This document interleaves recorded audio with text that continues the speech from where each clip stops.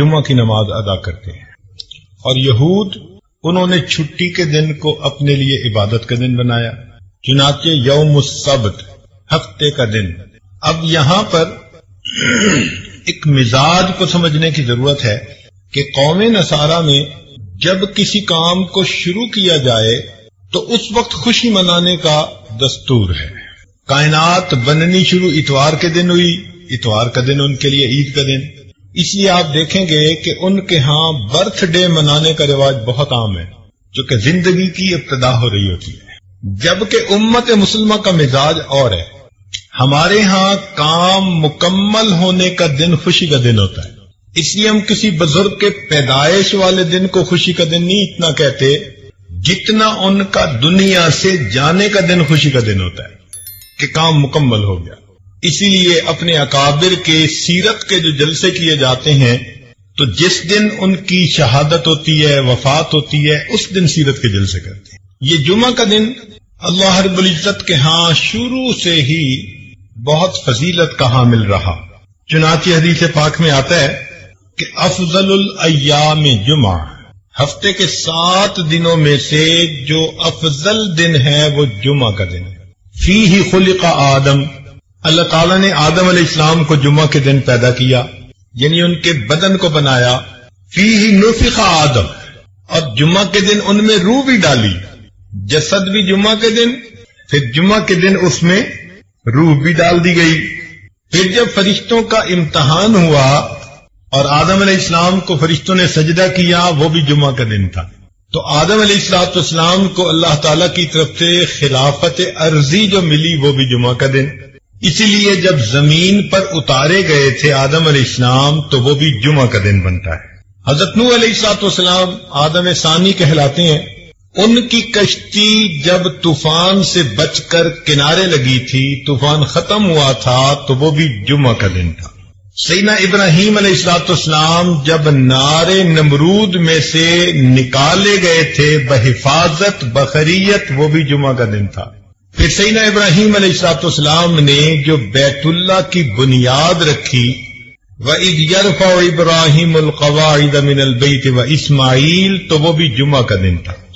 حضرت ابراہیم علیہ السلام نے اپنے بیٹے اسماعیل علیہ السلام کو جو قربان کیا تو ذی الحجہ کی 10 تھی، مگر جمعہ کا دن بنتا تھا۔ حضرت یوسف علیہ السلام کو کنویں میں سے جس دن قافلے والوں نے نکالا تھا تو وہ بھی جمعہ کا دن تھا۔ اور مکہ مکرمہ جس دن فتح ہوا، اللہ تعالیٰ کا وعدہ پورا ہوا، ان الذی فرض علیک القرآن لرادک الی معاد، تو وہ بھی جمعہ کا دن۔ حتیٰ کہ غزوہ بدر جس دن پیش آیا وہ بھی جمعہ کا دن تھا۔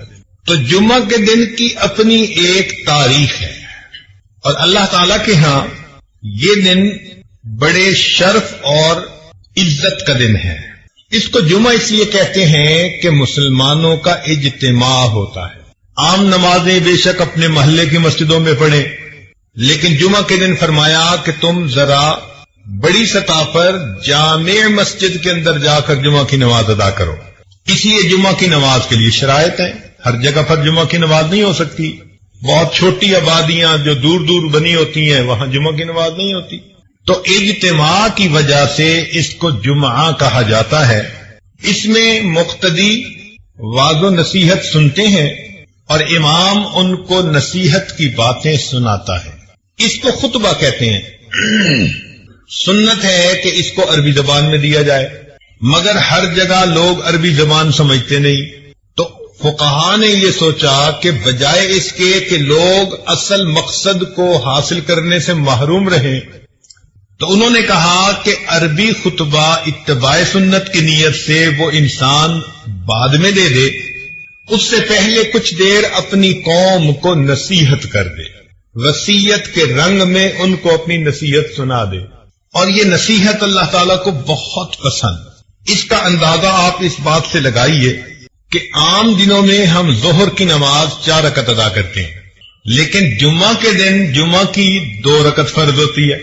غور کرنے کی بات ہے کہ اللہ رب العزت کو امام کا اپنی قوم کو نصیحت کرنا، خیر کی طرف بلانا اتنا اچھا لگا کہ اللہ تعالیٰ نے فرمایا کہ اس خطبہ کو میں 2 رکعت کے قائم مقام بنا کر اپنے حق میں تخفیف کر دیتا ہوں، 2 رکعت بھی جماعت سے ادا کر لو گے عبادت پوری ہو جائے گی۔ اس لیے حدیث پاک میں آتا ہے کہ جو آدمی اہتمام کے ساتھ جمعہ کی نماز ادا کرنے آتا ہے، غسل کرے، دھلے ہوئے کپڑے پہنے، خوشبو لگائے، کنگھی کرے اور وقت سے پہلے مسجد میں آئے، تو یہ عمل اللہ تعالیٰ کو اتنا پسند کہ اللہ تعالیٰ پچھلے جمعے سے اس جمعے تک کے درمیان کیے ہوئے تمام گناہوں کو معاف فرما دیتے ہیں۔ جمعہ کے دن ایک ساعت اجابت بھی ہے۔ نبی اسلام نے فرمایا کہ ایک گھڑی ایسی ہے، لمحہ ایسا ہے جمعہ کے دن کہ جب انسان دعا مانگے تو اس کی دعا اللہ رب العزت کے ہاں قبول ہو جاتی ہے، اس کو ساعت اجابت کہتے ہیں۔ بعض علماء نے فرمایا کہ جب امام خطبہ دیتا ہے تو 2 خطبوں کے درمیان جو توقف ہے، تھوڑا سا وقوف کرتا ہے، وہ جو وقفہ ہے وہ ساعت اجابت ہے، اس میں دعا کریں تو قبول ہوتی ہے۔ لیکن دوسرے علماء نے یہ کہا، محققین نے، کہ سیدہ فاطمہ الزہرا رضی اللہ تعالیٰ عنہا کی روایت ہے، وہ فرماتی ہیں کہ جمعہ کے دن عصر اور مغرب کے درمیان اللہ نے ساعت اجابت رکھی ہے، لہذا جو آدمی جمعہ سے دن عصر سے مغرب کے درمیان عبادت میں بیٹھا رہے، دعا کرتا رہے، تو یقیناً اس کی دعا اللہ رب العزت کے ہاں جلدی قبول ہوگی۔ ویسے بھی جمعہ کے دن عصر کے بعد اپنی جگہ پر بیٹھے ہوئے ایک درود شریف پڑھے، اللہم صلی علی سیدنا محمد النبی الامی وعلی آلہ وسلم تسلیما، تو 80 مرتبہ پڑھنے پر اللہ تعالیٰ 80 سال کے گناہوں کو معاف فرما دیتے ہیں۔ یہ جو اجتماع ہے اس کی اللہ کے ہاں بڑی اہمیت ہے۔ اس کی دلیل ساری دنیا میں اربوں مسلمان ہیں، لیکن اپنی اپنی جگہ سب دعا مانگتے ہیں، ان کی دعا پر قبولیت کا وعدہ نہیں ہے اللہ کی طرف سے، لیکن اگر اس میں سے چند لاکھ میدان عرفات میں حج کے موقع پر اکٹھے ہو جاتے ہیں تو اب ان کا اکٹھے ہو کر دعا مانگنا اللہ کو اتنا پسند آیا، فرمایا کہ میدان عرفات میں جو بھی دعا مانگتے ہیں اللہ تعالیٰ سب دعائیں قبول فرما لیتے ہیں۔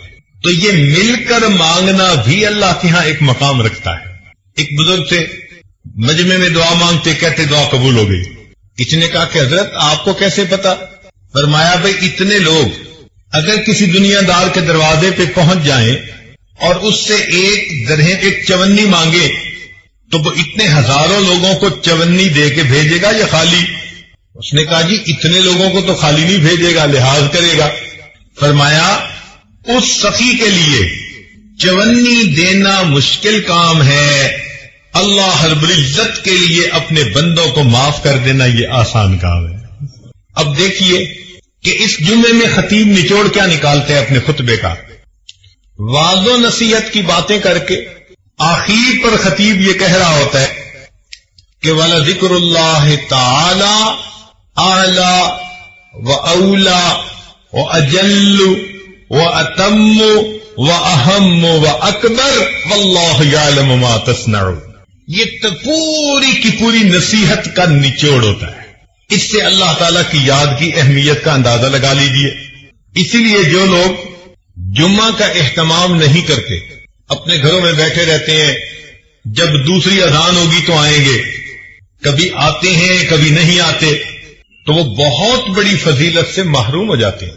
حدیث پاک میں آتا ہے کہ نبی علیہ الصلوۃ والسلام نے ارشاد فرمایا، لوگ جمعہ کی نماز چھوڑنے سے باز رہیں ورنہ اللہ تعالیٰ او لَيَخْتَتِمَنَّ اللَّهُ عَلَىٰ قُلُوبِهِمْ ثُمَّ لَيَكُونَنَّ مِنَ الْغَافِلِينَ، اگر وہ جمعہ کی نماز چھوڑیں گے اللہ تعالیٰ ان کے دلوں پر مہر لگا دیں گے۔ تو دلوں پہ مہر جباریت لگا دی جاتی ہے جو انسان جمعہ کی نماز میں غفلت کرتا ہے۔ اور ویسے بھی سوچئے، قوم یہود نے یوم الست کی ناقدری کی تھی، یوم السبت کی ناقدری کی تھی۔ ان کو کہا گیا تھا کہ اس دن تم نے مچھلیاں نہیں پکڑنی، مگر انہوں نے ہیلے بہانے سے اپنی مرضی پوری کر لی۔ تو یوم السبت کی ناقدری کرنے پر قوم یہود کی شکلیں ظاہر طور پر اللہ نے مسخ کر دی تھیں. علماء نے لکھا جو امت مسلمہ کا بندہ جمعہ کے دن کی ناقدری کرے گا اللہ تعالیٰ اس کے من کی باطنی شکل کو مسخ فرما دیں گے. اس لیے آپ دیکھیں کہ جو بندہ جمعے کا اہتمام نہیں کرتا نا وہ کسی کام کا نہیں رہتا. دل مسخ ہو جاتا ہے, دل کی شکل اندر کی بدل دی جاتی ہے. باقی اللہ رب العزت نے فضیلت دی جمعہ کے دن کو, تو یہ دستور ہے کہ محبوب کی جہاں نظر پڑتی ہے اسی کو شرف مل جاتا ہے. تو اللہ تعالیٰ نے انبیاء میں سے کچھ انبیاء کو شرف بخشا, ان کو کتابیں عطا فرمائی, چنانچہ تورات, انجیل, زبور اور قرآن مجید. پھر اگر نبی علیہ الصلوۃ والسلام کے صحابہ میں دیکھیں تو 4 خلفاء کو اللہ تعالیٰ نے فضیلت عطا فرمائی, جن کو ہم خلفائے راشدین کہتے ہیں. پھر ذرا آگے چلیں تو اللہ رب العزت نے ائمہ میں سے 4 ائمہ کو ایک شان عطا فرمائی. امام اعظم ابو حنیفہ رحمۃ اللہ علیہ, امام مالک, امام شافعی اور امام احمد بن حنبل رحمۃ اللہ علیہ. پھر اور غور کیجئے کہ 4 مہینوں کو اللہ تعالی نے محترم مہینے بنایا, رجب, شعبان, رمضان اور محرم. پھر اللہ تعالی نے 4 راتوں کو فضیلت عطا فرمائی, شب قدر, 15 شعبان کی رات, اور شب عید اور شب جمعہ. اللہ رب العزت نے فضیلت عطا فرمائی. 4 دنوں کو بھی فضیلت عطا فرمائی گئی, چنانچہ یوم عرفہ جس دن حج ہوتا ہے, یوم الفطر عید فطر کا دن, یوم الاضحیٰ عید الضحیٰ کا دن, اور یوم الجمعہ جمعہ کا دن. اللہ رب العزت نے ان دنوں کو بھی فضیلت عطا فرمائی. لہذا ہمیں جمعہ کے دن کا اہتمام اپنے اندر پیدا کرنے کی ضرورت ہے. اور یہ جو ہماری ایک عادت بنتی جا رہی ہے کہ جی دوسری اذان ہوگی اور پہلی رکعت کھڑے ہوتے ہوتے ہم جمعہ میں چلے جائیں گے, تو اس سے انسان بہت ساری فضیلتوں سے محروم رہ جاتا ہے. حق یہ بنتا ہے کہ وقت سے پہلے آئیں اور مسجد میں بیٹھ کر اللہ کی عبادت کریں, امام کی نصیحت کو سنیں, تاکہ پچھلے ہفتے سے اس ہفتے تک کے تمام گناہ اللہ تعالیٰ معاف فرما دے. یہاں پر ایک نقطے کی بات ذرا سمجھنے والی ہے, توجہ فرمائیے گا. اس دنیا میں جو چیزیں ہیں یہ جنت کی نعمتوں کا عکس ہیں. جو چیزیں بھی اس دنیا میں ہیں وہ جنت کی نعمتوں کا عکس ہیں. اسی لیے جو دنیا کے پھل ہیں یہ آخرت کے جنت کے پھلوں کے مشابہ ہے.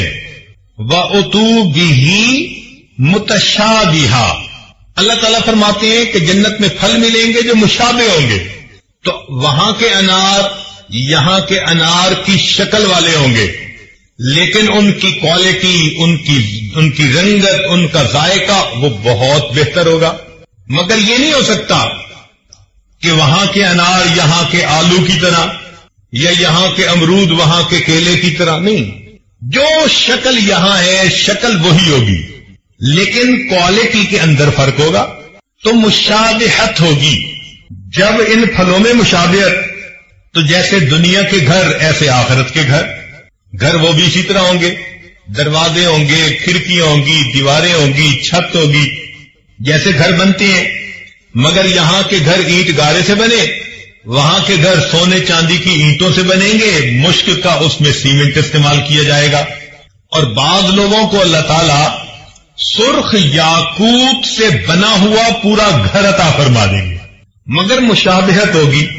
اور آگے دیکھیے, جیسے دنیا کی عورتیں ہیں جنت کی عورتیں بھی بالکل اسی طرح ہوں گی. گو کہ ان کا حسن و جمال اس وقت کی عورتوں کے حسن و جمال سے بہت زیادہ. حدیث پاک میں فرمایا گیا کہ اگر جنت کی حور اپنا پلو آسمان دنیا سے نیچے کر دے تو سورج کی روشنی ماند پڑ جائے, اگر کھاری پانی میں تھوک ڈال دے تو کھاری پانی میٹھا ہو جائے, مردے سے ہم کلامی کر لے تو مردہ بھی زندہ ہو جائے. اس کے دل میں محبت کے جذبات پیدا ہوتے ہوئے انسان اپنی آنکھوں سے خود دیکھے گا تو معلوم ہوا کہ شکل تو ایک جیسی ہوگی، مشابہت ہوگی، مگر کوالٹی کچھ اور ہوگی۔ یہ مشابہت دسترخوان میں بھی، چنانچہ دنیا میں ہم دسترخوان لگاتے ہیں تو آخرت کے دسترخوان کی ترتیب بالکل یہی۔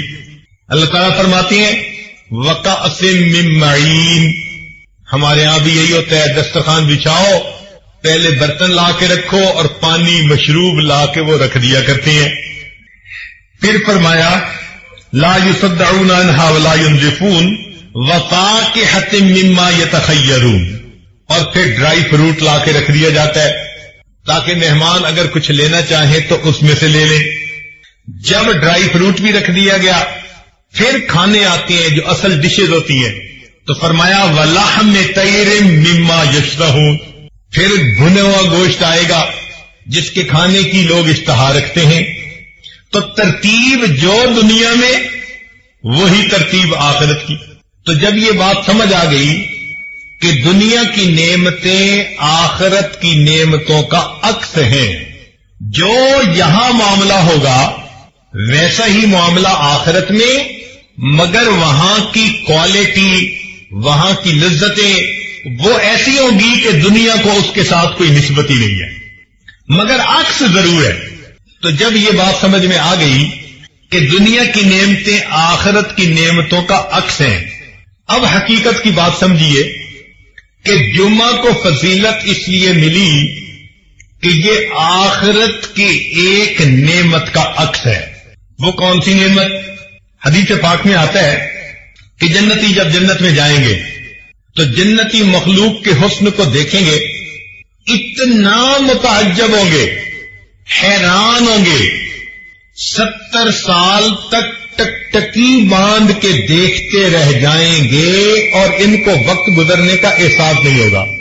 جیسے کوئی خوبصورت چیز دیکھو تو انسان دیکھتا رہتا ہے متحیر ہو کر، تو جنتی مخلوق کا حسن اتنا ہوگا کہ یہ حیران ہو کر 70 سال دیکھتے رہ جائیں گے، وقت گزرنے کا پتہ نہیں چلے گا۔ پھر جنتی وہاں زندگی گزاریں گے۔ حدیث پاک میں آتا ہے کہ جب جنتی اپنی زندگی انجوائے کرنے لگ جائیں گے، اللہ تعالیٰ جنتیوں سے خطاب فرمائیں گے فَاسْأَلُونِي مَا شِئْتُمْ، میرے بندو مانگو مجھ سے تم کیا مانگتے ہو۔ تو جنتی کہیں گے اللہ سب نعمتیں مل گئی، مزے میں ہے، کوئی غم نہیں، کوئی فکر نہیں، اپنی من مرضی کی زندگی گزار رہے ہیں، ہر نعمت ہمارے پاس موجود ہے، اب ہم آپ سے کیا مانگیں؟ اللہ تعالیٰ فرمائیں گے تم اپنے علماء کی طرف رجوع کرو، وہ تمہیں گائیڈ کریں گے کہ تمہیں کیا چاہیے۔ چنانچہ جنت میں بھی ہمیں اپنے علماء کی ضرورت رہے گی، دنیا میں تو رہتی ہے، جنت میں بھی رہے گی۔ جنتی اپنے اپنے علاقے کے علماء جو جمعہ پڑھاتے تھے ان کی طرف رجوع کریں گے، پوچھیں گے جی اللہ تعالیٰ نے فرمایا کہ پوچھو علماء سے تو بتائیں اور کیا مانگے، ہمیں تو کچھ سمجھ نہیں آ رہا ہم کیا مانگیں۔ علماء کہیں گے کہ اگرچہ بہت نعمتیں مل گئیں، ایک نعمت ابھی باقی ہے۔ کون سی نعمت؟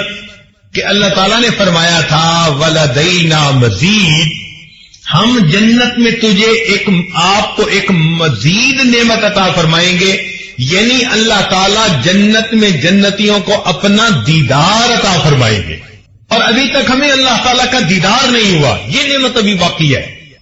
تو بس یہ سنتے ہی جنتی وجد میں آئیں گے، عشق و مستی میں، اور اللہ تعالیٰ سے جنتی فریاد کرنے لگ جائیں گے اللہ مکان ہو اور مکی کی ملاقات نہ ہو تو مزہ کیا، جنت میں تو آپ نے پہنچا دیا، اگر آپ سے ملاقات آپ کا دیدار نہ ہو تو جنت کا مزہ کیا۔ پھر جنتی کہیں گے اللہ ہم دنیا میں آپ کو بن دیکھ کے سجدے کیا کرتے تھے، تہجد میں جاگا کرتے تھے، رمضان کے روزے رکھا کرتے تھے، مولا تیرے حکموں کی پابندیاں کیا کرتے تھے، اس امید پر کہ آخرت میں آپ سے ملاقات ہوگی، اور آپ نے فرمایا بھی تھا کہ واللہ یدعو الی دار السلام، اللہ تعالیٰ دار السلام میں تمہیں بلاتا ہے، مولا اب تو ہم جنت میں پہنچ گئے، اب ہمیں اپنا دیدار عطا فرما دیجئے، چونکہ جب عاشق صادق کو پتہ چلتا ہے نا کہ محبوب سے ملاقات کا امکان ہے تو اس کا عشق اس کو بے قرار کر دیتا ہے. تو جنتی اس وقت اپنے اندر عشق کا ایسا جذبہ محسوس کریں گے کہ کہیں گے اللہ ہمیں جلدی اپنا دیدار عطا فرما دیجیے. اب تو آپ کا گھر بھی ہے، موقع بھی ہے، دستور بھی ہے. محبوب کے گھر پہنچ جائیں تو محبوب ملاقات کا شرف عطا کرتا ہے. لہذا اے میرے مولا ہمیں اپنا دیدار عطا کیجیے. علماء نے لکھا کہ اللہ تعالیٰ اپنا دیدار کروائیں گے، فرمائیں گے جنتیوں اس کے لیے تیاری کرو. جیسے دنیا میں شادی ہوتی ہے تو اس سے پہلے لوگ تیاری کرتے ہیں، کپڑے سلواتے ہیں، پھر اپنے بال بنواتے ہیں، پھر نہا دھو کے کپڑے پہن کے خوشبو لگا کے تقریب میں شرکت کے لیے جاتے ہیں. بالکل اسی طرح جنتی بھی تیاری کریں گے. ان کے لیے ایک بازار ہوگا جو حسن و جمال کا بازار ہوگا. جنتی وہاں جائیں گے تو جیسے چاہیں گے ان کو اللہ تعالیٰ ان کے من پسند کا حسن و جمال عطا کر دے گا. آج دنیا میں جس کا چہرہ گول وہ لمبا نہیں ہو سکتا، جس کا لمبا وہ گول نہیں ہو سکتا، آنکھیں چھوٹی تو موٹی نہیں ہو سکتی، موٹی ہے تو بادامی نہیں بن سکتی. تو لمیٹیشن ہے. مگر جنت کا معاملہ اور اس بازار میں جنتی جائیں گے جیسے چاہیں گے. میرے بال ایسے ہوں، میری آنکھیں ایسی ہوں، میرے ہونٹ ایسے ہوں، میرے رخسار ایسے ہوں، ان کے اوپر رخسار کی جو چمک ہے وہ ایسی ہو، خوبصورتی ایسی ہو، دانت ایسے ہوں. یہ سوچتے چلے جائیں گے اللہ تعالیٰ ان کو من پسند کا حسن عطا کرتے چلے جائیں. آپ سوچئے ذرا وہ کیا جگہ ہوگی جہاں مومن کو اس کے من پسند کا حسن ملے گا. اللہ اکبر کبیرہ. آج عورتیں اپنا میک اپ کرتی ہیں کہ ہم خوبصورت نظر آئیں، لیکن جو اللہ نے ان کے نقش نین بنا دیے اس کو بدل تو سکتی نہیں.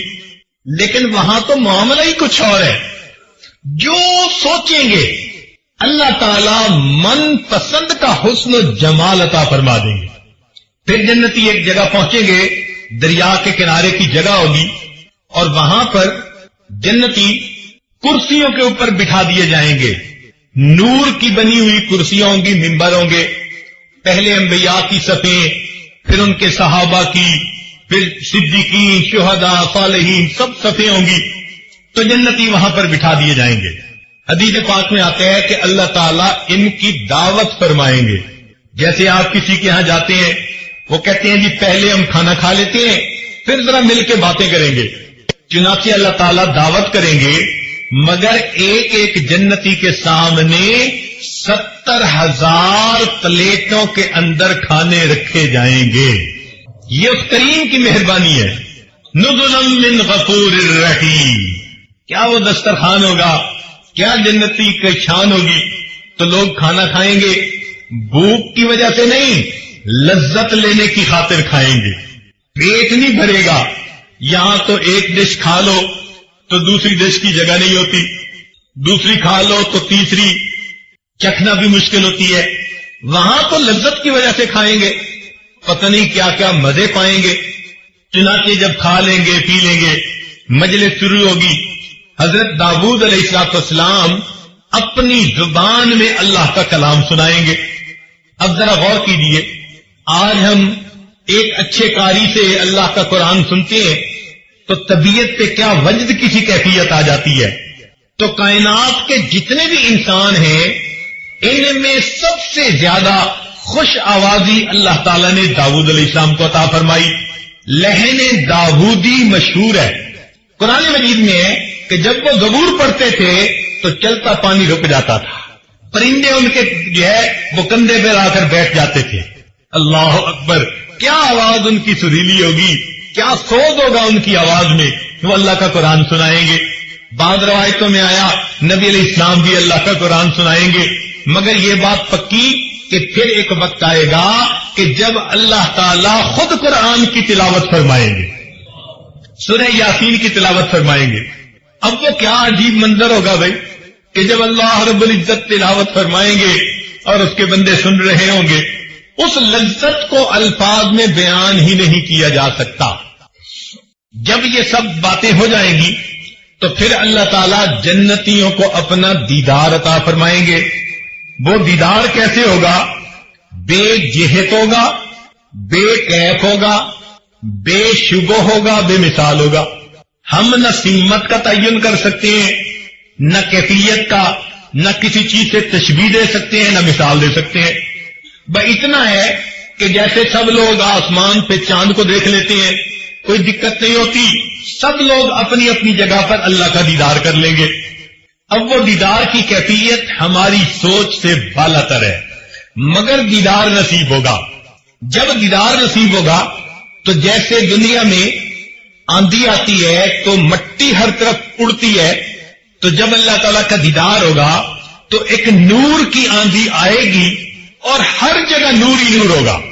وہ نور جنتیوں کے چہروں پہ سج اور خطیب سے قریب تر بیٹھنے کی کوشش کرے گا، اس کی عادت کے مطابق اللہ جنت میں بھی اپنے قرب کا دیدار عطا فرمائیں گے، اگلی صفوں میں جگہ عطا فرمائیں گے۔ میرا یہ بندہ پوری زندگی جمعے کا اہتمام کرتا رہا، یہ خطیب کے قریب ہو کے بیٹھتا تھا، چونکہ دنیا کی یہ نعمت عکس ہے جنت کی نعمت کا، لہذا فرمائیں گے کہ دنیا میں یہ خطیب سے قریب ہو کے بیٹھتا تھا، وقت سے پہلے آتا تھا، لہذا یوم مزید جب اللہ رب العزت کا دیدار ہوگا تو اس بندے کو بھی اگلی صفوں میں اللہ تعالیٰ جگہ عطا فرما دے۔ اور امام ربانی مجدد ثانی رحمت اللہ علیہ نے ایک نقطہ لکھا، وہ فرماتے ہیں کہ جس کیفیت کی نماز بندہ دنیا میں پڑھے گا، اللہ تعالیٰ اسی طرح اس کو جنت میں اپنا دیدار عطا فرمائیں گے۔ وہ کیسے؟ کہ اگر نماز کے اندر اس کے دل میں دنیا کے وساوس آتے رہتے ہیں تو یہ تمام وسوسے جنت میں اللہ تعالیٰ کا جب دیدار ہوگا اس کے اوپر نورانی پردے بن جائیں گے، تو پردوں کے اندر سے اس کو دیدار ہوگا۔ جو شخص اس دنیا میں ایسی نماز پڑھے گا کہ اللہ کے سوا کوئی اور دھیان نہیں ہوگا، اللہ تعالیٰ بغیر کسی پردے کے جنت میں اپنا دیدار عطا فرمائے۔ تو ہمیں اس بات کی تمنا کرنی چاہیے کہ ہم بھی اگلی صفوں میں آ کر بیٹھا کریں، امام خطیب کے خطبے کو توجہ سے سنا کریں، اور اس خطبے کو سنتے ہوئے مراقبہ کرنے سے پرہیز کیا کریں، اس لیے کہ نماز میں نگاہیں رکھنے کی بھی جگہ متعین کر دی گئی۔ قیام میں ہو تو سجدے کی جگہ، رکوع میں ہو تو دونوں انگوٹھوں کے درمیان، سجدے میں جاؤ تو جیسے ناک کے اوپر، اتحیات میں بیٹھو تو دامن کے اوپر۔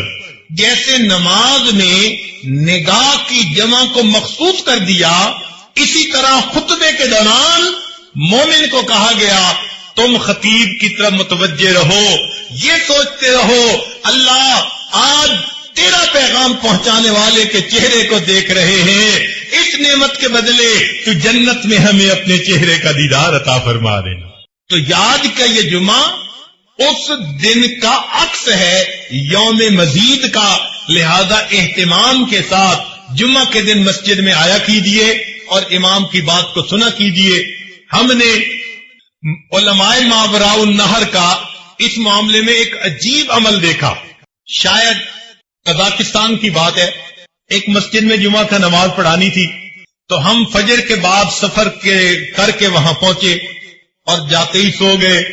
خیال تھا کہ 2-4 گھنٹے آرام کریں اور اس کے بعد اٹھ کے 1 گھنٹہ پہلے جمعہ کی تیاری کر لیں گے۔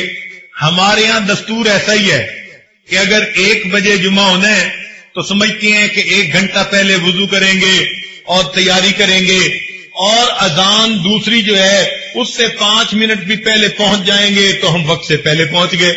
ہمارے ہاں کی کچھ عادت ایسی بنی ہوئی ہے، چنانچہ مجھے 10 بجے دن میں اٹھنا ہوا تو خیال تھا کہ بھئی نہا لیں، غسل کر لیں۔ جب باہر نکلے تو دیکھا کہ مسجد لوگوں سے بھری ہوئی ہے، اندازاً ایک مسجد میں اس وقت کوئی 500 بندے موجود تھے۔ اتنے لوگوں کو دیکھ کر مجھے خیال ہوا شاید کسی کی وفات ہوئی یا کوئی دعا کا مسئلہ ہے کہ اتنے لوگ آج پہلے سے موجود، اور جمعے کا وقت تو 1 بجے تھا، تو میں نے وہاں کے جو مفتی صاحب تھے ان سے پوچھا خیریت تو ہے، اتنے لوگ کیسے؟ کہنے لگے جی جمعہ کے لیے آئے۔ میں نے پوچھا کہ ٹائم کیا ہوا؟ کہنے لگے 10 بجے۔ جمعہ کتنے بجے ہوگا؟ کہنے لگے 1 بجے۔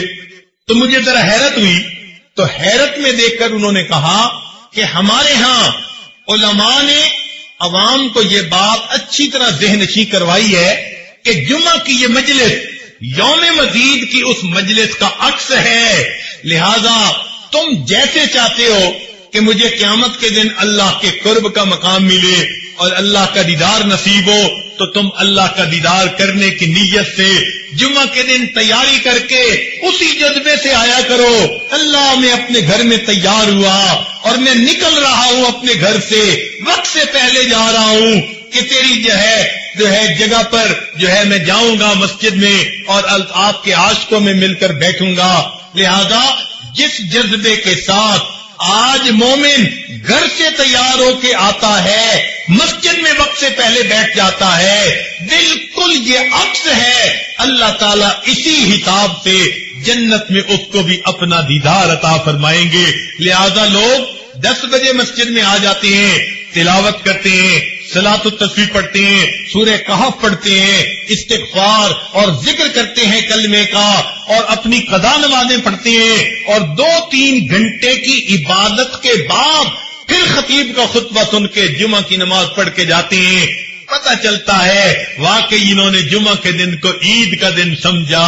اللہ تعالیٰ بھی ہمیں جمعے کا ایسا اہتمام کرنے کی توفیق عطا فرمائے۔ تو اللہ رب العزت ہمیں بھی جمعہ کے دن کا اہتمام کرنے کی توفیق عطا فرمائے کہ ہم بھی وقت سے پہلے تیار ہو کے اور نہا دھو کے اچھے کپڑے پہن کے مسجد میں آیا کریں اور یہاں آ کر عبادت کیا کریں۔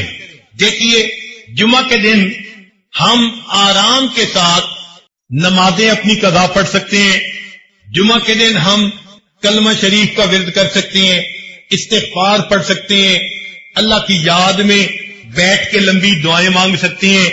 آگے پیچھے تو مصروفیت کی وجہ سے وقت نہیں ملتا، لیکن جن لوگوں کے پاس فرصت ہوتی ہے، خاص طور پر جو کاروباری لوگ ہیں، ان کو تو اللہ نے صاف فرما دیا اذا نودی للصلاۃ من یوم الجمعہ فاسعوا الی ذکر اللہ وذروا البیع۔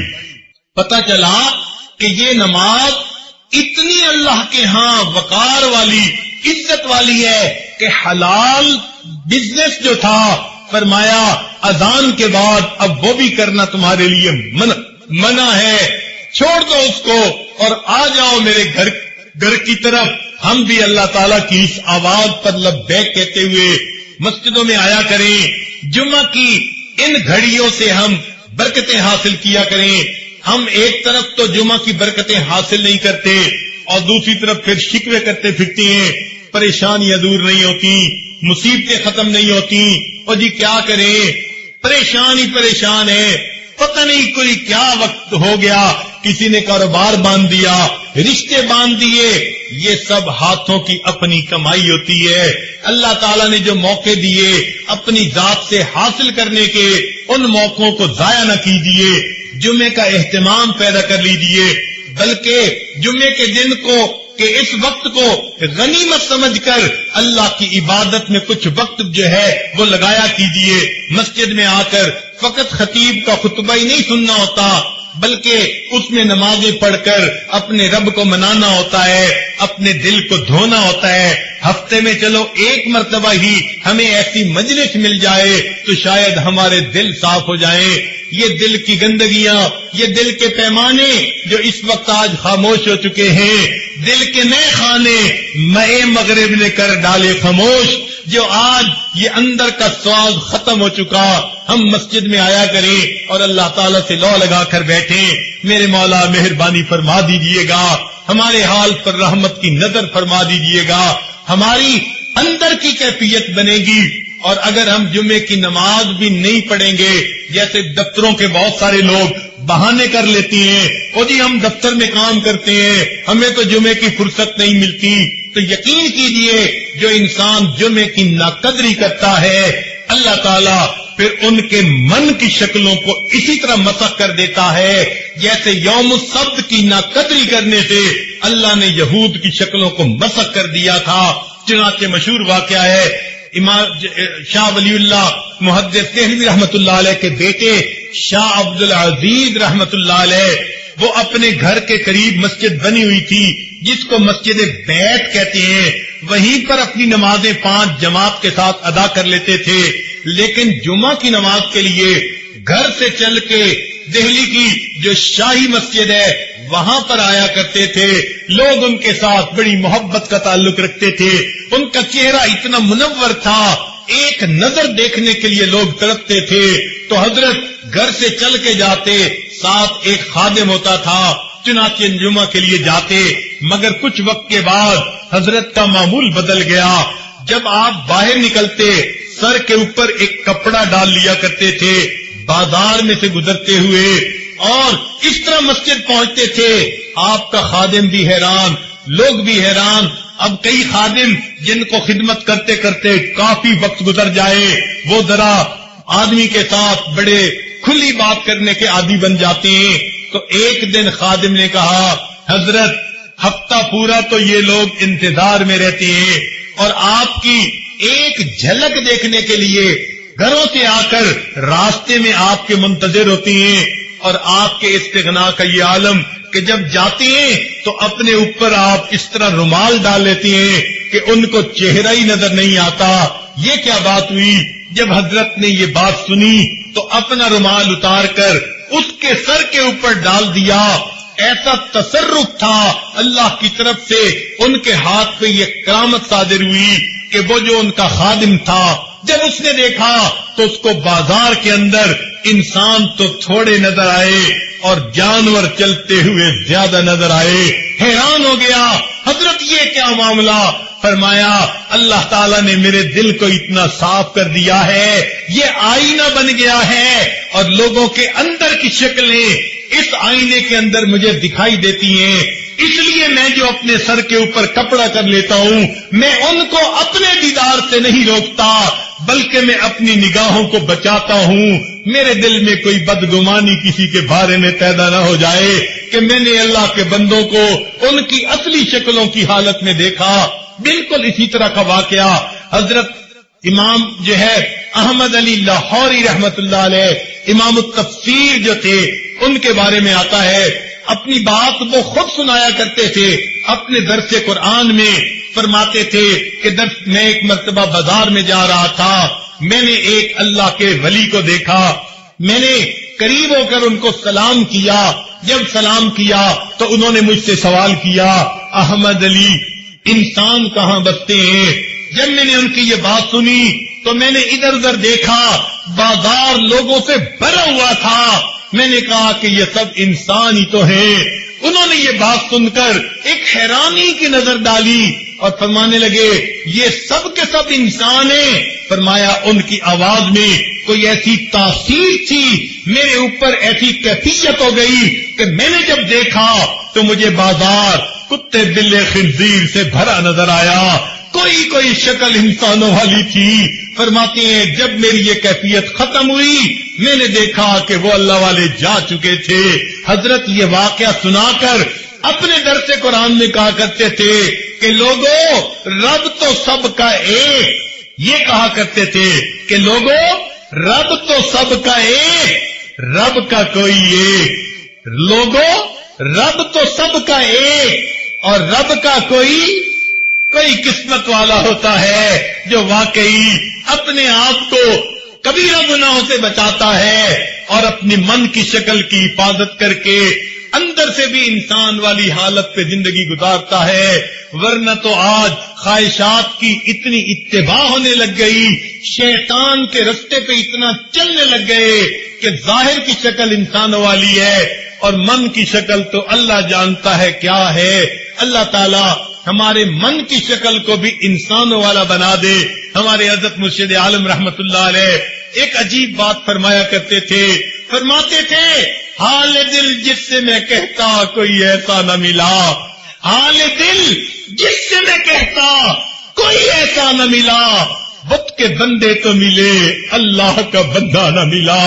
آج جس کو دیکھو کوئی دولت کی ہوس میں، کوئی کسی حسن و جمال کی پرستش میں، غیر کی طرف دل اٹکے ہوئے ہیں، اور اللہ کی محبت میں ڈوب کر زندگی گزارنے والے بہت کم نظر آتے ہیں۔ رب العزت نے اس زمین و آسمان کو 6 دن میں پیدا فرمایا۔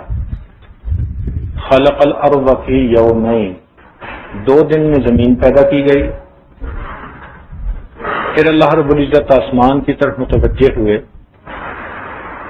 اور اس پورے زمین و آسمان کو فی 6 ایام 6 دن میں مکمل کیا۔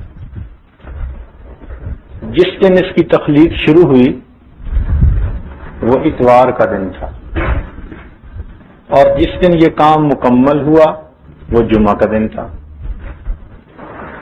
تو کام شروع ہونے کا دن اتوار اور مکمل ہونے کا دن جمعہ، اور ہفتہ کا دن فراغت کا دن۔ اللہ رب العزت نے یہودیوں سے کہا کہ تم اپنے لیے عبادت کا دن تجویز کرو، مگر ہوگا وہی جو میرے علم میں پہلے سے مقدر۔ تو انہوں نے ہفتے کا دن چنا کہ چھٹی کا دن ہے، فراغت کا دن ہے، ہم اس دن عبادت کریں۔ نصارہ سے کہا تو انہوں نے اتوار کا دن چنا کہ کام کی ابتدا شروع ہوئی، یہ خوشی کا دن ہے۔ اور امت مسلمہ کو اللہ رب العزت نے نبی علیہ الصلوۃ والسلام کی وساطت سے جمعہ کا دن عطا کیا، یہ کام کی تکمیل کا دن۔ اب ذرا دیکھیں کہ نصارہ کے مزاج میں اور مسلمانوں کے مزاج میں ایک بنیادی فرق ہے۔ جب بھی کام کی ابتدا ہوتی ہے وہ بہت خوشیاں مناتے ہیں، اس لیے یہ برتھ ڈے انہیں کی سوغات ہے، اور ہمارے مسلمان بچوں میں سے بھی کئی برتھ ڈے کے پیچھے لگے پھرتے ہیں۔ مسلمانوں کا ذوق کیا ہے کہ جب کام مکمل ہو وہ خوشی کا دن۔ چنانچہ ہمارے ہاں جب بزرگوں میں سے کوئی چلا جاتا ہے تو اس کے جانے کے دن کو یاد رکھتے ہیں، فلاں کی شہادت اس دن ہوئی، فلاں کی شہادت اس دن ہوئی، اس لیے کہ وہ ان کی زندگی کے کام کی تکمیل کا دن تھا۔ اب یہیں سے آپ اندازہ لگا لیجئے کہ نبی علیہ الصلوۃ والسلام کی تشریف آوری پر تو ہر مسلمان کو خوشی ہوتی ہے، جس کو خوشی نہ ہو وہ مسلمان ہی نہیں۔ لیکن 12 ربیع الاول کے دن کو فقط ولادت کے طور پر منانا یہ مزاج نصارہ سے شباہت ہے، اور اس دن نبی علیہ الصلوۃ والسلام کی سیرت کو بیان کرنا، تعلیمات کو بیان کرنا، آپ کے کردار کو بیان کرنا، آپ کے پیغام کو دنیا کو سمجھانا، یہ مزاج مسلمانی ہے۔ اب اللہ تعالیٰ نے ان 6 دنوں میں سے جمعہ کے دن کو سید الایام بنا دیا، یعنی دنوں میں سے سب سے زیادہ فضیلت والا دن۔ آپ دیکھیں اللہ تعالیٰ کی نگاہ ناز جس پر پڑ گئی اس کو فضیلت ملی، جیسے انبیاء میں سے تلک الرسل فضلنا بعضهم علی بعض، تو جس چیز پر نگاہ ناز پڑی اس کو فضیلت ملی۔ مکہ مکرمہ پر پڑ گئی تو اس کو سید البلاد بنا دیا۔ چنانچہ اگر آپ غور کریں تو اللہ رب العزت نے انبیاء کرام میں سے 4 انبیاء کو زیادہ فضیلت عطا فرمائی۔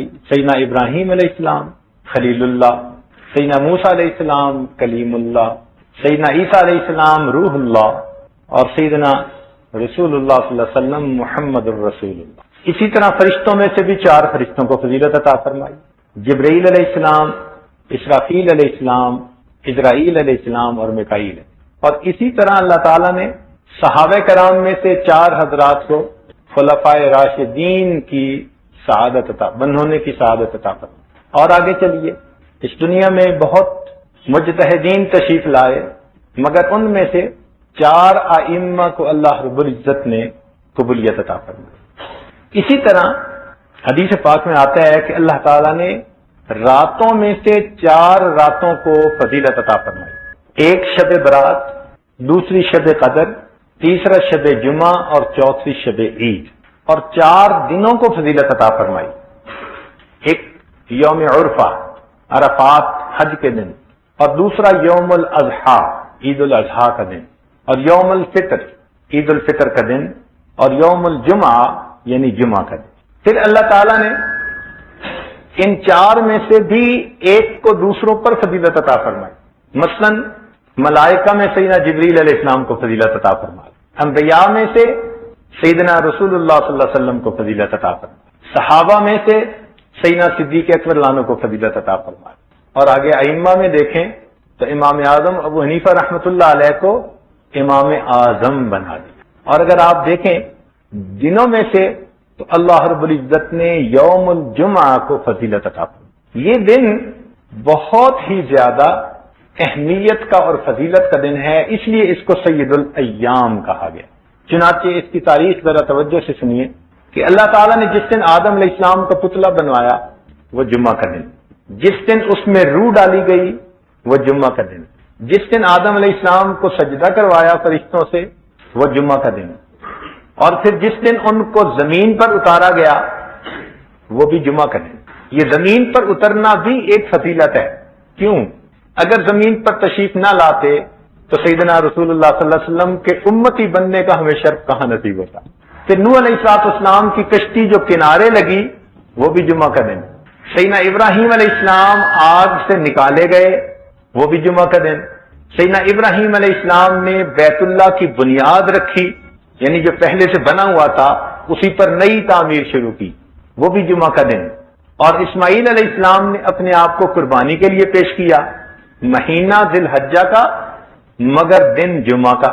حضرت یوسف علیہ السلام کو کنویں سے نکالا گیا تو وہ بھی جمعہ کا دن، مکہ مکرمہ جس دن فتح ہوا تو وہ بھی جمعہ کا دن، اور اسلام کا پہلا غزوہ بدر جو ہوا تو وہ بھی۔ تو اس جمعہ کے دن کو اللہ رب العزت نے بہت فضیلت دی۔ اس کو جمعہ کیوں کہتے ہیں؟ جمعہ کا لفظ اجتماع سے ہے، کیونکہ اس میں مسلمان ایک جگہ پر مجتمع ہوتے ہیں، اپنے محلوں کی مسجدوں سے آگے آ کر بڑی مسجد میں جمعہ کی جو ہے نا وہ پڑھنے کے لیے اکٹھے ہو جاتے ہیں، اور اس میں ایک امام خطبہ دیتا ہے اور مقتدی اس خطبہ کو سنتے ہیں۔ اس خطبہ کی اللہ رب العزت کے ہاں بڑی اہمیت ہے، اسی لیے خطبے میں کہا گیا کہ تم خطیب کی طرف متوجہ ہو کر بیٹھو اور اس کی بات کو دل کے کانوں سے سنو۔ دیکھیے نماز میں قیام کے دوران سجدے کی جگہ پر نظر رکھنے کا حکم، رکوع میں دونوں انگوٹھوں کے درمیان نظر رکھنے کا حکم، التحیات میں اپنے دامن پہ نظر رکھنے کا حکم، اسی طرح خطبے کے وقت خطیب کے چہرے پہ نظر رکھنے کا۔ کچھ نعمتیں ایسی بھی ہوتی ہیں جو کسی کو دیکھنے سے مل جاتی ہیں۔ اس امت کے جو اکابرین گزرے ان کی کیا کیفیت تھی؟ الذین اذا رؤوا ذکر اللہ، ان کے چہروں کو دیکھا جاتا تھا اللہ یاد آ جاتا۔ اسی لیے اللہ تعالیٰ نے دو چیزوں سے نگاہیں ہٹانے کا حکم دیا اور ایک چیز سے نگاہ جمانے کا حکم دیا۔ کن چیزوں سے نگاہ ہٹانے کا حکم دیا؟ ایک مال سے اور ایک جمال سے۔ فرمایا محبوب یہ جو کافروں کو ہم نے دیا ہے ان کی طرف نگاہ اٹھا کے بھی نہ دیکھیں، زینت الحیات الدنیا، یہ تو دنیا کی زینت ہے، مگر آپ ان کی طرف نگاہ بھی نہ اٹھا کے دیکھیں۔ اور دوسرا یہ دنیا کا ظاہری حسن و جمال۔ فرمایا قل للمؤمنین یغضوا من ابصارہم، حسن ظاہر کے متلاشیوں نگاہوں کو نیچے رکھو اس لیے کہ تم حسن حقیقی کے چاہنے والے بن جاؤ۔ تو دو چیزوں سے نگاہ ہٹانے کا حکم دیا اور ایک پر نگاہ جمانے کا حکم دیا۔ کیا؟ فرمایا وَاصْبِرْ نَفْسَكَ، اپنے آپ کو صبر دے، اپنے آپ کو بٹھا، وَاصْبِرْ نَفْسَكَ، اپنے آپ کو نکھی رکھ، مع الذین، ان لوگوں کے ساتھ، يدعون ربهم بالغداة والعشی یریدون وجہہ ولا تعد عیناک عنہم، تیری نگاہ ان کے چہروں سے ہٹنے نہ پائے، اور اگر ایسا ہوا ترید زینت الحیات الدنیا۔ چنانچہ خطبے میں خطیب جو نصیحت کی باتیں کرتا ہے یہ اللہ رب العزت کو اتنی اچھی لگیں کہ اللہ رب العزت نے اپنا حق معاف فرما دیا۔ ظہر میں کتنی نماز پڑھتے ہیں؟ 4 رکعت، روزانہ 4 رکعت ادا کرنے والے جمعہ کے اجتماع میں آئے، فرمایا میرے بندو یہ جو تمہارے ساتھ بھلائی کی باتیں ہو رہی ہیں، خیر خواہی کی باتیں ہو رہی ہیں، تمہارے سامنے میرے حسن و جمال کو کھولا جا رہا ہے، تمہیں میری معرفت کی طرف بلایا جا رہا ہے، میرا تعارف تمہیں کروایا جا رہا ہے، یہ بات مجھے اتنی اچھی لگی میں 4 رکعت کو 2 رکعت میں بدل دیتا ہوں اس وقت میں بیٹھ کے ان کی باتوں کو سن لوں۔ اس لیے یہ خطبہ یوں سمجھیے 2 رکعت کا قائم مقام بن جاتا ہے۔ اسی لیے جمعہ کے دن میں ساعت اجابت رکھ دی گئی۔ ایک ایسا لمحہ ہے جمعہ کے دن جس میں یقینی طور پر بندے کی دعا قبول ہوتی ہے۔ اب اس میں اقوال مختلف ہیں، تاہم اس خوشی میں کہ مومن ایک جگہ اکٹھے ہوئے، ایک ان کے لیے قبولیت دعا کا لمحہ بنا دیا۔ پھر اس دن کی اتنی اہمیت کہ حدیث پاک کے مطابق اگر کوئی اہتمام سے جمعہ پڑھنے کے لیے آئے تو فرمایا پچھلے جمعہ سے لے کر اس جمعہ تک جتنے بھی گناہ ہوں گے اللہ تعالیٰ سب کو معاف فرما دیں گے، تو گناہوں سے دھل کے واپس جاتے ہیں۔ یہ اجتماعیت کی شان ہے کہ جمعہ کے دن سب اکٹھے ایک جگہ ہوتے ہیں، نہ کوئی بندہ رہا نہ کوئی بندہ نواز، بندہ و صاحب و محتاج و غنی ایک ہوئے، تیری سرکار میں پہنچے تو سبھی ایک ہوئے۔ یہ اجتماعیت کی شان اس جمعہ کے دن کے دن۔ اب دیکھیے امام جو خطیب نصیحت کرتا ہے عمومی طور پر آخر پر آ کر اس کا نچوڑ بتاتا ہے، اس کی کریم وہ بتاتا ہے، لب لباب۔ تو خطیب کی بات کا لب لباب کیا ہوتا ہے؟ اکثر آپ خطبہ سنیں گے نا عربی کا، تو آخر پر خطیب کہے گا وَلَذِكْرُ اللَّهِ تَعَالَى أَعْلَى وَأَوْلَى وَأَجَلُّ وَأَتَمُّ وَأَهَمُّ وَأَكْبَرُ وَاللَّهُ يَعْلَمُ مَا تَصْنَعُونَ۔ تمام نصیحتوں کا لب لباب آخر پر آ کر یہ بتا دیں۔ اس لیے وقت سے پہلے جمعہ کے دن آنا اور خطیب کی بات کو توجہ کے ساتھ سننا یہ بہت زیادہ باعث اجر بھی ہے اور اللہ کے ہاں قبولیت کا سبب بھی ہے۔ ایک اس میں جہت اور بھی ہے، ایک اینگل، ایک زاویہ اور بھی ہے۔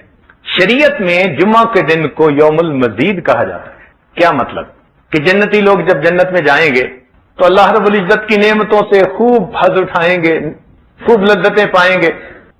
تو ایک ایسا وقت آئے گا کہ اللہ تعالیٰ اپنے بندوں سے ہم کلامی فرمائیں گے اور پوچھیں گے فَاسْأَلُونِي مَا شِئْتُمْ، میرے بندو تم مجھ سے جو چاہے مانگو۔ جنتی حیران، حوروں کو سور مل گئے، کھانے پینے کی نعمتیں مل گئیں، جہنم کا عذاب ٹل گیا، ہم صالحین، صدیقین، انبیاء، شہداء سب کی جو ہے مجالس میں ہیں، اور ہمیں کیا چاہیے؟ سب کچھ تو مل گیا۔ تو اللہ تعالیٰ فرمائیں گے اچھا تم اپنے علماء سے پوچھو۔ چنانچہ یوں سمجھیں کہ لوگ جہاں جمعہ پڑھتے ہوں گے اپنے اپنے علاقے کے ان علماء کی طرف رجوع کریں گے۔ ذرا غور کیجئے، علماء کی ضرورت فقط دنیا ہی میں نہیں، علماء کی ضرورت ہمیں جنت میں بھی پڑے گی۔ آج لوگ پوچھتے ہیں جی یہ مدرسے میں پڑھتے ہیں تو کس کام کے؟ ان کے بغیر تو جنت میں بھی گزارا نہیں ہمارا۔ چنانچہ پوچھیں گے لوگ تو علماء ان کو سمجھائیں گے کہ ہاں سب نعمتیں مل گئیں مگر ایک نعمت ابھی باقی ہے۔ ان نعمتوں میں اتنا جنتی انجوائے کر رہے ہوں گے، خوشی میں ہوں گے کہ ان کو کچھ یاد ہی نہیں رہے گا۔ تو وہ پوچھیں گے کون سی نعمت؟ اور تو علماء کہیں گے کہ اللہ تعالیٰ نے وعدہ فرمایا تھا وَلَدَيْنَا مَزِيد، کہ ہم جنت میں تمہیں مزید بھی نعمت عطا فرمائیں گے۔ اور مزید سے مراد اللہ رب العزت کا دیدار۔ تو وہ کہیں گے ابھی اللہ تعالیٰ کا دیدار تو نہیں ہوا، لہذا ہمیں چاہیے کہ ہم اللہ تعالیٰ سے یہ دعا کریں کہ اللہ ہمیں اپنا دیدار عطا فرمائیے۔ اس وقت پھر سب جنتی اس بات کو ریئلائز کریں گے، محسوس کریں گے، کہیں گے ہاں ہمیں تو اللہ کا دیدار چاہیے۔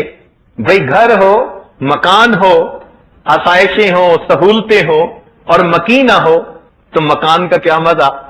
محبوب نہ ہو تو انسان کو مزہ ہی نہیں آتا۔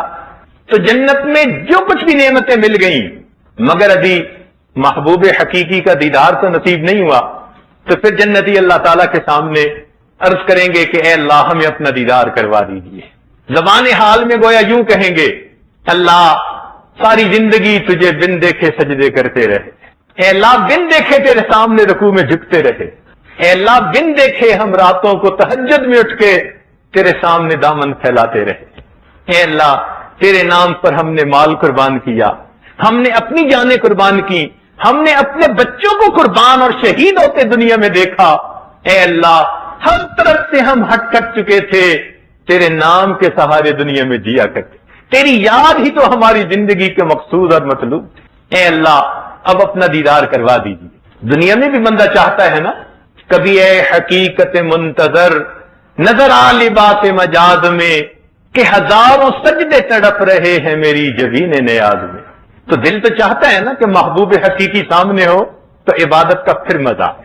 تو اس دن پھر جنتی مطالبہ کریں گے اے اللہ، اے محبوب حقیقی، اب آپ نے اپنے گھر میں خوش ہو کے بلا تو لیا، تو محبوب جب پاس بلاتا ہے تو دیدار ضرور کرواتا ہے۔ اے اللہ، رسم دنیا بھی ہے، وعدہ بھی ہے، دستور بھی ہے، اب اپنا دیدار کروا دیجیے میرے مولا، اب ہم سے برداشت نہیں ہوتا، اب انتظار نہیں کر سکتے۔ دنیا میں بھی تو یہی ایک نعمت تھی کہ جس کا ہم دل میں حسرت لیے پھرتے تھے، آئے عشاق گئے وعدہ فردہ لے کر۔ وہ وعدہ فردہ کیا تھا؟ اللہ تعالیٰ کے دیدار کا وعدہ۔ تو اس وقت جنتی عرض کریں گے کہ اللہ ہمیں اپنا دیدار عطا فرما دیجئے۔ چنانچہ اللہ رب العزت ان کو فرمائیں گے اچھا تیاری کرو۔ چنانچہ ایک بازار لگے گا جس میں جنتیوں کو من پسند کا حسن و جمال ملے گا۔ دنیا میں شادی کی تقریب کے لیے تیاری، فلاں تقریب کے لیے تیاری، یہ اللہ رب العزت کا دربار لگے گا، اس کے لیے بھی تیاری۔ چنانچہ جنتی لوگ جائیں گے، اپنی من پسند کا حسن پائیں گے، پوشاکیں ہوں گی، لباس ہوں گے، بہرحال پھر ایک جگہ ہوگی نہر کے کنارے، یہاں کرسیاں لگیں گی، پہلے انبیاء کرام، پھر صدیقین، پھر شہداء، پھر صالحین، سب لوگ ہوں گے۔ اس محفل کی تفصیل تو بہت ہے، حتیٰ کہ حضرت داؤد علیہ السلام پھر اپنے اس آواز سے کہ جس کو سن کر پرندے بھی رک جایا کرتے تھے، پانی تھم جاتا تھا، اس آواز سے اللہ کا کلام سنائیں گے، سب جنتی سنیں گے۔ پھر اس وقت فرشتوں کو بھیجا جائے گا کہ جاؤ ان کو شراب طہور پلاؤ، تو جنتی مشروبات بھی پی رہے ہوں گے اور اس آواز کو بھی سن رہے ہوں گے۔ اللہ اکبر۔ پھر ایک ایسا وقت آئے گا کہ اللہ رب العزت خود سورہ یاسین کی تلاوت فرمائیں گے، پتہ نہیں کیا کیفیت ہوگی اس وقت۔ اللہ اکبر۔ پھر ایک وقت آئے گا جب اللہ تعالیٰ ان کو اپنا دیدار کروائیں گے۔ کیسا دیدار ہوگا؟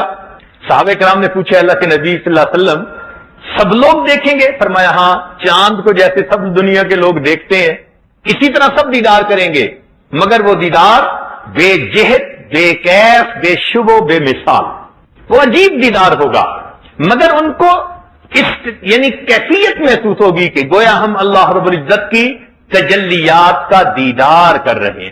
کرسی لا کے دلائی جائے گی، وسع کرسیہ السماوات والارض، اس پر اللہ تعالیٰ تجلیات کو نازل فرمائیں گے، اور وہ دیدار ہوگا، اس کی کیفیت کو الفاظ میں تو بیان نہیں کر سکتے۔ حال کیا ہوگا بھلا ان کا تیری دید کے دن، جن کے دل جوش میں آتے ہیں تیرے نام کے ساتھ۔ نام سن کے تڑپنے والے جس دن اپنے پروردگار کا دیدار کریں گے، پھر اس دن کی کیفیت کیا ہوگی؟ وہ عجیب کیفیت ہوگی، اور وہی مقصود ہے ان تمام عبادات کا۔ اس لیے اللہ تعالیٰ نے اپنی اس جلوہ گاہ کی طرف بلایا کہ میرے بندو سارعوا الی مغفرۃ من ربکم وجنۃ ارضھا السماوات والارض۔ وہ جو جنت کی طرف بلایا تو حقیقت میں محبوب نے اپنے وصل، اپنی ملاقات کے لیے بلایا ہے، آؤ ہماری جلوہ گاہ کی طرف، ورنہ جنت کی نعمتیں تو معمولی چیزیں ہیں، کوئی حیثیت نہیں رکھتی، اصل چیز تو وہ ہے۔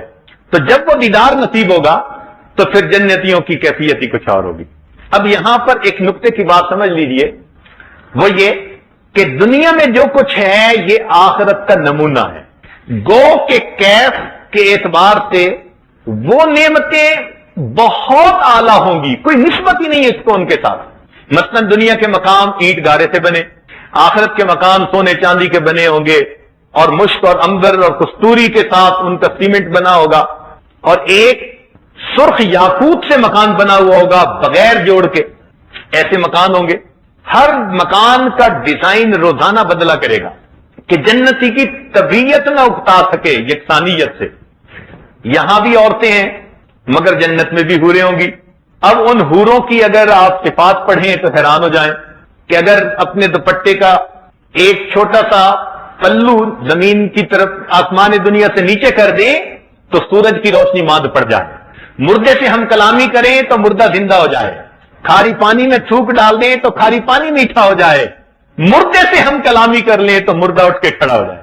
یہ حور کی پہچان۔ اور پھر دنیا کی عورتوں کو جہاں حسن و جمال ملے گا، حور عین ان کی وہاں پر باندیاں ہوگی، تو وہ کیا عالم ہوگا۔ ہر چیز کو یہاں بھی پھل ہیں مگر جنت میں بھی پھل ہوں گے، مگر ان کی کیفیت کچھ اور ہوگی، گو کے شکل و صورت میں دیکھنے میں وہ بالکل اسی جیسے ہوں گے۔ تو معلوم ہوا کہ یہاں کی نعمتیں نمونہ ہیں آخرت کی نعمتوں کا۔ جب یہ اصول سمجھ میں آ گیا، اب سوچ لیجئے کہ یہ جمعہ کا دن ایک نمونہ ہے اس یوم مزید کا۔ اس لیے جمعہ کے دن جو ایمان والے اکٹھے ہوتے ہیں، یہ حقیقت میں اس اصلی جمع ہونے کے دن کی ایک یاد تازہ ہو جاتی ہے۔ اس لیے دو نقطے بہت پیارے، ایک قاری طیب رحمۃ اللہ نے اپنے ملفوظات میں فرمایا، اور ایک امام ربانی مجدد ثانی رحمۃ اللہ نے اپنے مکتوبات میں فرمایا۔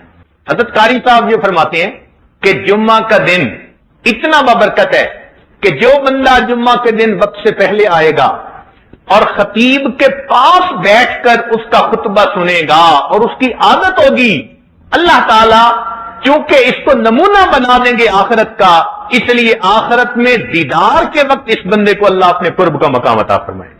جتنا جمعہ میں قریب پہنچنے کی کوشش کرے گا اتنا ہی آخرت میں قرب کا مقام ملے گا۔ اور امام ربانی مجدد ثانی رحمۃ اللہ فرماتے ہیں کہ دنیا میں انسان جتنی حضوری کے ساتھ نماز جمعہ ادا کرے گا، یعنی نماز ادا کرے گا، وہ فرماتے ہیں کہ بغیر وساوت کے جو دنیا میں نماز ادا کرتا ہوگا، اس کو آخرت میں اللہ رب العزت کا ایسا دیدار نصیب ہوگا کہ اس کے اوپر صفات کے پردے ہرگز نہیں ہوں گے۔ عام لوگ دیدار کریں گے مگر ان کو تجلی ذاتی برقی نصیب ہوگی، یعنی برق کی مانند تجلی نصیب ہو کے پھر صفات کے پردے حائل ہو جائیں گے۔ اور جو نماز کو بغیر کسی وسوسہ کے پڑھنے والے لوگ ہوں گے دنیا میں، خارجی خیالات کے بغیر پڑھنے والے، وہ فرماتے ہیں کہ اللہ تعالیٰ ان کو بالکل جمال بے نقاب عطا فرمائے۔ اب یہ ایسی بات ہے کہ انسان نماز کی اس کیفیت کو حاصل کرنے کے لیے مر مٹے کہ اللہ تعالیٰ ہمیں قیامت کے دن اپنا ایسا دیدار عطا فرمائے۔ اب یہاں پر ایک اور نقطے کی بات کہ جب جنتیوں کو اللہ تعالیٰ کا دیدار حاصل ہوگا تو بھائی وہ ختم کیسے ہوگا؟ ایک سوال طالب علم کے ذہن میں پیدا ہوتا ہے نا، چاہنے والے محبوب حقیقی کا دیدار کریں، حسن بے مثال کا دیدار کریں، تو بھائی وہ دیدار کی گھڑی ختم کیسے ہو جائے گی؟ اس لیے کہ اگر دیدار کروایا جائے اور کرنے والے پیچھے ہٹ جائیں تو یہ ان کے لیے باعث ملامت ہے کہ محبوب سامنے اور دیدار کرنے والے خود پیچھے ہٹ جائیں۔ ارے اس سے تو وہ ایک مکھی بھی اچھی کہ جس کو ہٹاؤ بھی تو وہ حلوائی کی دکان سے پیچھے نہیں ہٹتی۔ کہتے ہیں نا مولانا کہ مگس ہرگز نہ خواہد رفت از دکان حلوائی، حلوائی کی دکان سے تو مکھی بھی پیچھے نہیں ہٹتی، مرنا پسند کر لیتی ہے، پیچھے ہٹنا پسند نہیں کرتی۔ تو پھر مومن تو مگس سے بہت اعلیٰ، یہ کیسے اپنے مالک حقیقی کے دیدار سے پیچھے ہٹ جائیں گے؟ مومن پیچھے ہٹے تو باعث ملامت بنتا ہے، اور اگر کہیں کہ اللہ تعالیٰ دیدار ختم کر دے تو یہاں شبہ بخالت ہوتا ہے۔ وہ ذات تو وکیل نہیں ہے، وہ تو اس سے مبرہ اور یعنی اعلیٰ ہے، تو ان کے ہاں کمی تو نہیں نا، تو انہوں نے کیوں پیچھے ہٹا دیا؟ اب دونوں باتیں سمجھ میں نہیں آتی۔ وہ خود دیدار بند کروا دیں تو اس میں بخالت کا شبہ دل میں آتا ہے، حالانکہ وہ تو سخی ہیں، وہ تو نہیں کسی مانگنے والے کو پیچھے ہٹاتے۔ اور اگر مومن خود پیچھے ہٹے تو یہ باعث ملامت ہے اس کے لیے کہ حسن حقیقی سامنے ہے اور یہ پیچھے ہٹ جائے تو پھر یہ دیدار ہوگا تو پھر ختم کیسے ہوگا؟ تو محققین مشائخ نے اس میں تطبیق یوں دی، وہ فرماتے ہیں کہ قیامت کے دن دیدار تو ہوگا جب تک اللہ چاہیں گے، لیکن جب جمال کا دیدار ہوگا، جمالی تجلیات ہوں گی تو سب اس کی طرف متوجہ رہیں گے، اور جب اللہ تعالیٰ کی مشیت سے جلالی تجلیات ہوں گی تو اب خود ادھر سے ہٹ کے جنت میں مشغول ہو جائیں گے۔ تو جمالی تجلیات سے متوجہ ہو جائیں گے، اور یہ جمالی تجلیات کب پڑیں گی؟ جمعہ کے دن پڑیں گی۔ جیسے یہاں 6 دن کے بعد جمعہ آتا ہے نا، 7ویں دن، ایسے ہی جنت میں وقت کا تعین تو ہوگا اپنے انداز سے، مگر جنتی اس دن کے منتظر رہیں گے کہ ہمیں اللہ رب العزت کا دیدار ہوگا۔ اس لیے ہمیں چاہیے نوجوان بالخصوص کہ جمعہ کے دن کا انتظار رکھا کریں، جمعہ کے خطبہ کے لیے وقت سے پہلے آیا کریں۔ یہ جو عادت بن گئی ہے نا کہ جی دوسری اذان کے وقت جانا ہے، اس سے سمجھ لیں کہ اس کا اثر یوم مزید کی مجلس پر پڑے گا، اور کیا ہم اس بات کو پسند کریں گے کہ اس دن ہمیں پیچھے آنے والوں میں شمار کر لیا جائے؟ اللہ تعالی ہمیں جمعہ کے دن کی قدر کرنے کی اور اس دن آنے کی توفیق عطا فرمائے۔ اب آخری ایک بات کہ یہود کو یوم السبت دیا گیا، انہوں نے یوم السبت کی بے قدری کی، نتیجہ کیا نکلا؟ اللہ نے دنیا میں ان کی شکلوں کو مسخ کر دیا۔ یاد رکھنا، جو انسان جمعہ کے دن کی بے قدری کرتا ہے اللہ باطنی طور پر ان کی شکلوں کو مسخ کر دیتا ہے۔